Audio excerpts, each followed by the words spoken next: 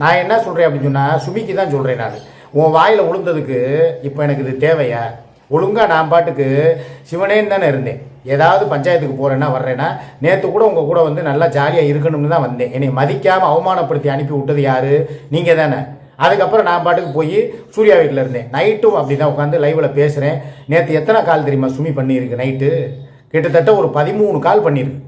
பண்ணி அவள் கூட கொஞ்சம் குழாவுறீங்க, அவளுக்கு அதை செஞ்சு கொடுக்குறீங்க, இதை செஞ்சு கொடுக்குறீங்க, அவள் உங்களுக்கு இட்லி செஞ்சு கொடுக்குறதும் சாம்பார் சட்னி வச்சு கொடுக்குறதும் அப்படியே நான் உங்களை கவனிக்காத கவனிப்பேன். ஒரு பொண்டாட்டியாக நான் உங்களுக்கு எவ்வளோ விசுவாசமாக இருந்தேன், எவ்வளவு நன்றி கடன் எவ்வளவு நன்றி கடன் நீங்கள் எனக்கு பட்டிருக்கணும். அந்த அவள் தான் என்னை கருக்கிறா. எவ்வளோ நன்றி கடன் பட்டிருக்கணும். இப்படி போய் வந்துக்கிட்டு ஒரு கூத்தியாளுக்கு போய் அடிமையாக இருந்துக்கிட்டு அவளுக்கு போய் வந்து காலமிக்கி விட கையமிக்கி விட அவள் உங்களுக்கு பண்டுவம் பார்க்க இது எத்தனை நாளைக்கு நிலைக்கும்? நேற்று உங்கள் லைவை பூரா உங்கள் பேரை உட்காந்து பக்கத்தில் பார்த்துக்கிட்டு தான் இருந்தான். சூர்யாவோட லைவையும் பார்த்தா உங்கள் லைவையும் பார்த்தேன். பார்த்துட்டு அவன் என்ன லாலா போய் ஆஃபீஸ்க்கு போகிறேன்னு சொல்லிட்டு இங்கே தான் போயிருக்கிறாரான்னு சொல்லி உங்களை காரி துப்பாத குறையாக பார்க்குறான், சிரிக்கிறான். அவன் அப்படி செஞ்சுருக்க வாய்ப்பு இல்லை. நீ தான் கூத்தியா வீட்டுக்கு போகிறேன்னு சொல்லி என்னை முன்னால் அவமானப்படுத்தியிருக்கேங்கிறது மாத்திரம் எனக்கு நல்லா தெரியுது. நான் உனக்கு சொல்லவா, இதோடு சரி உனக்கு எனக்கு உண்டானது நேற்றே முடிஞ்சு போச்சுன்னு சொல்லி ஷார்ட்ஸ் போட்டு சொந்தமே ஒரு வானவில் அந்த வர்ணம் கொஞ்சம் நேரம் அப்படின்னு சொல்லி பணங்காசை கண்டுபிட்டா புளி கூட புள்ள தின்னும் கலிகாலம் ஆச்சு தடி கண்மணின்னு பாடி முடிச்சுட்டேன். உனக்கு குட் பை போட்டு முடிச்சுட்டேன். அப்புறம் எதுக்கு நீ உட்காந்துக்கிட்டு கூவுன்னு கூவுற? உனக்கு எனக்கு ஏதாவது இனிமேல் சம்மந்தம் இருக்கா? நீ ஏன் நினச்சாலும் நீ யூகிக்க முடியாத இடத்துல இனிமேல் நான் இருப்பேன்.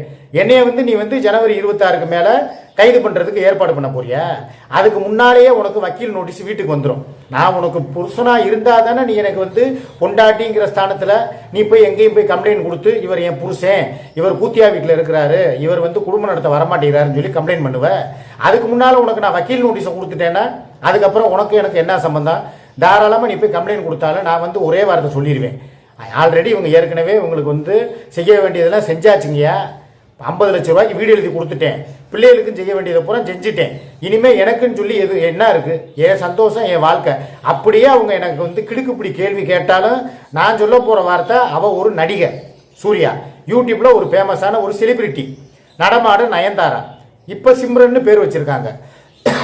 அவளுக்கு நான் ஒரு துணை நடிகன்.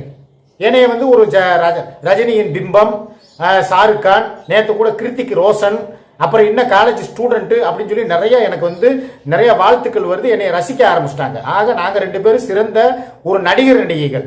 நாங்கள் நடித்து தான் காட்டுறோமே தவிர எங்கள் வாழ்க்கை உண்மையான வாழ்க்கை கிடையாது. இது வந்து ஒரு போலியான வாழ்க்கை.